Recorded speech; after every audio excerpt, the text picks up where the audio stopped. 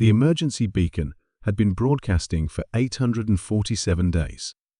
Dr. Maya Patel stood at the observation deck of Research Station Omega-7, watching the twin suns of the Kepler 438 system paint the alien sky in shades of amber and crimson.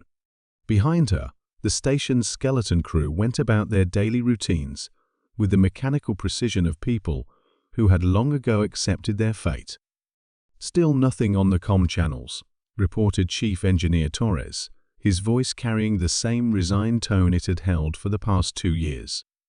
"The quantum relay is functioning perfectly, but—" He shrugged, leaving the obvious unspoken. Maya nodded, turning away from the viewport. The research station had been Earth's most ambitious deep space project, a joint scientific endeavor to study the potentially habitable planets in the Kepler system. What they had discovered exceeded all expectations, not just one, but 3 worlds capable of supporting Earth-based life, along with evidence of ancient civilizations that had mysteriously vanished millennia ago. But then the Titan War had erupted in the Sol system. Resources were redirected to the war effort, and the promised supply runs to Omega-7 simply stopped coming. The skeleton crew of 12 scientists and support staff found themselves stranded 42 light-years from home, with no way to return. Dr. Patel called Communications Officer Lisa Chen from her station. "The hydroponics bay is reporting another crop failure. That's 3 this month." Maya closed her eyes briefly.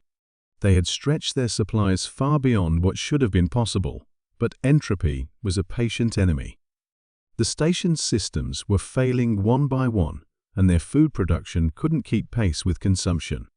At current rates, they had perhaps 6 months before. "I know," Maya said quietly. "We'll have to reduce rations again." The crew had long since stopped asking when rescue would come. The war had lasted 3 years, and even if Earth had won, the political and economic chaos that followed major conflicts could delay relief missions for decades. They were pioneers, in the truest sense, the first humans to die in interstellar space, forgotten by a species too busy fighting itself to remember its children among the stars. It was young technician David Kim who first spotted the anomaly on the long-range sensors. "Dr. Patel, you need to see this," he called out, his voice carrying an excitement that had been absent from the station for months. "I'm reading a massive gravitational disturbance in the outer system. Something big just dropped out of hyperspace." Maya hurried to his console, her pulse quickening. "How big?" 15 kilometers long, maybe more. "And the energy signature." David's fingers flew over his controls. "It's nothing like our technology.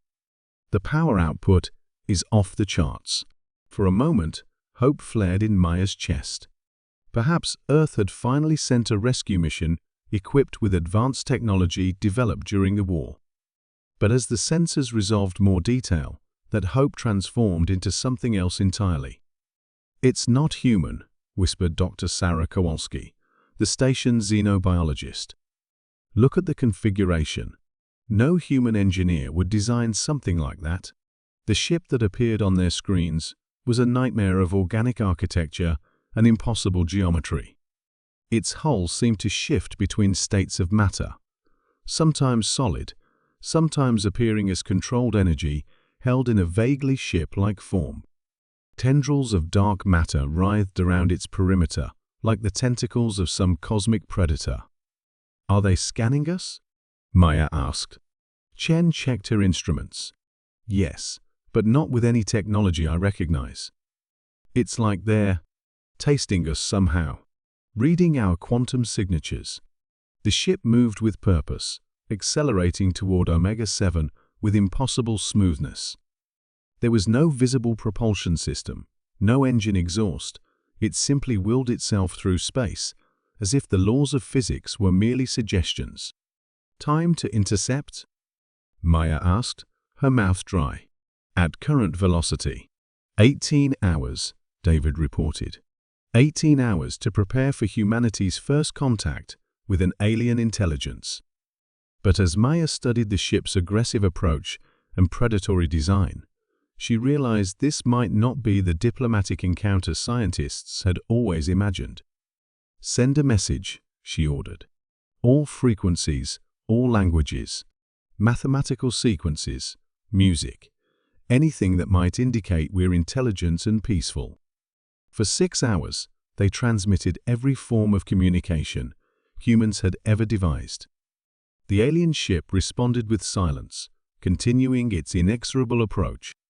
But as it drew closer, the station's sensors began detecting disturbing readings. "Maya," Torres said, his engineer's calm finally cracking, "that thing is scanning our biological signatures. And I'm reading some kind of energy buildup in what might be weapons systems." Dr. Kowalski looked up from her analysis console, her face pale. "I've been studying the spectral analysis. This ship, it's not exploring, it's hunting." The realization hit Maya like a physical blow.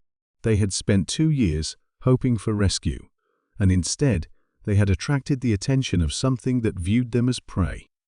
The station's defensive capabilities were non-existent. They were scientists, not soldiers. "Options?" Maya asked her senior staff. "We could try to power down all systems, make ourselves invisible," suggested Chen. "Too late," David interrupted. "They've already locked onto us. And even if we could hide, where would we go? We're trapped on this station." Torres stood up from his console. "There is one option, the experimental quantum transmitter in Lab 7. If we overload it, we could create a localized space-time distortion. Not enough to hurt that ship, but maybe enough to send a warning back to Earth. How long would that take? 6 hours to reconfigure the equipment. Maybe 8. Maya looked at the approaching ship on the viewscreen. Its predatory form was now visible to the naked eye, blotting out stars as it approached. In the distance, she could see smaller vessels detaching from the main ship's scouts or hunters preparing for whatever came next. "Do it," she ordered.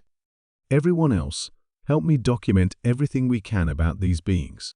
If we're going to be humanity's first contact with hostile alien life, then at least we can make sure Earth knows what's coming." As the crew worked frantically to prepare their final message to humanity, Maya couldn't help but reflect on the bitter irony. They had come to the stars seeking knowledge and wonder, only to discover that the universe contained predators beyond their imagination. The dangerous ship from the sky had indeed come to answer their call for help, but not in any way they could have imagined. Outside, alien hunters circled their prey, and humanity was about to learn that not all first contacts ended in peaceful cooperation. Some ended in screaming.